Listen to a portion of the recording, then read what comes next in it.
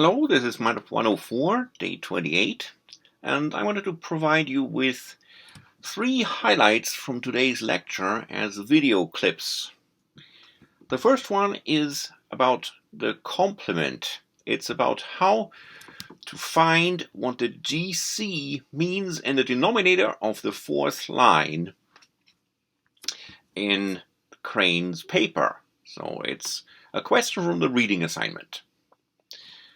We want to find out what GC means. So we scroll through the assignment and come to this spot, and we find GC in the denominator of the equation that I've labeled number 2. So here and here and here. Let's mark these with rectangles. So I'm going to put a nice blue rectangle about that third one.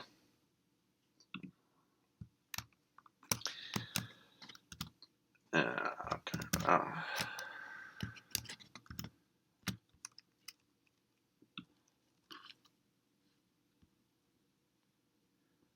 we go. There we see that GC happening.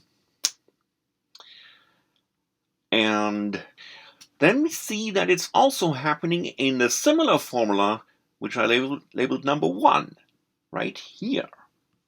Except, okay, it's the similar spot, and there it says G bar, G with a bar on top. So, because they seem to be in similar slots, we're going to put a blue rectangle around that denominator.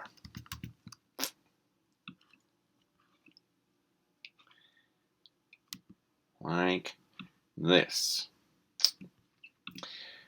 Then we see GC happening again in this second denominator in the formula number 2. Let's put a rectangle around that one.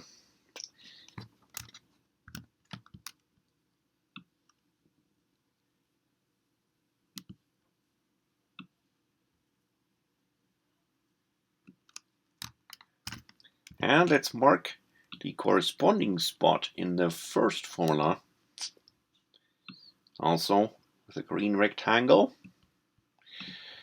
And the last time we find GC is right here in the denominator, so let's highlight that in red.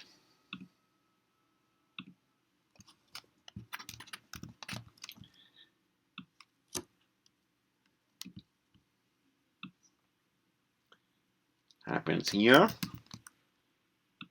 And there's a corresponding spot in formula number 1. It's not just that this matches up nicely. It's the G with a bar on top in formula number 1 is always in the spot where the GC is in formula number 2. So this is, for one thing, shows that the formulas match up. The second is pretty much the same as the first, except for that B that comes in everywhere. I'm going to talk about it in a second. But the G bar takes the same place as the GC everywhere. The E gets replaced by an M, and then there's an extra B everywhere here. So the guess is at first that GC and G bar are the same thing, and it gets confirmed by the green rectangles and even more confirmed by the red rectangles. There's a general lesson here about how to read hard math papers. You try to just find any bits in the new material which you can link to some bits that you already know, that you've seen before, that you think you sort of understand. And if you can make not just 1, but 2 or even 3 connections, that is even stronger evidence that this is a valid link, that those 2 things are indeed related or even the same. And yes, the GC and G bar are the same thing. There's different ways of writing the same thing. Some people, like Dr. Karakiri, like writing G bar. Other people like writing GC. And they both mean for an event X that the opposite of the event is happening. So if the event is that the husband is guilty, G, then GC or G bar is the event that the husband is not guilty, at least not guilty of that particular crime. The husband is innocent. By the way, the little c is supposed to remind you of the word complement. This is when you want to write it out. The complement of G is the event that the husband is not guilty. About the content, the actual meaning of the formula, that's something else. To verify that would take some serious juggling with conditional probabilities. It's possible to do that. It's not totally out of this world, but it's not the point of this lecture. I want you to take that, again, on trust, mark it to maybe come back to it later, hope that your instructor doesn't put it on a test, and he will not. But think about what those things mean in those formulas. Here with DNA testing, we've talked about it. And here we have the case of O.J. Simpson and that particular defense that only 1 in 1,000 abusive husbands eventually murder their wives. So M means the wife was murdered by someone. B means the husband was abusive. And G, the husband is guilty of the murder. So M and B are the evidence. That's what is known. And this is about just the probabilities given those pieces of evidence that the husband is guilty. A conditional probability. And here I've written it as a ratio of probabilities, as an odds ratio, and we'll get to that in a second.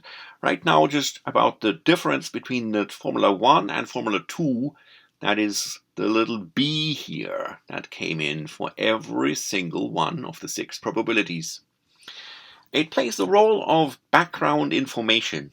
It's not unimportant by any means, but it stays in the background in that it's always there in the same spot, and we are focusing on the M at the moment, the fact that the wife was murdered, and it's possible to just do that formula number 1 and write in some given background information in every single one of the probabilities here, and it's still a true formula, and then you get this second formula with the background information B that's always given, always there, and you get a new formula which is also true.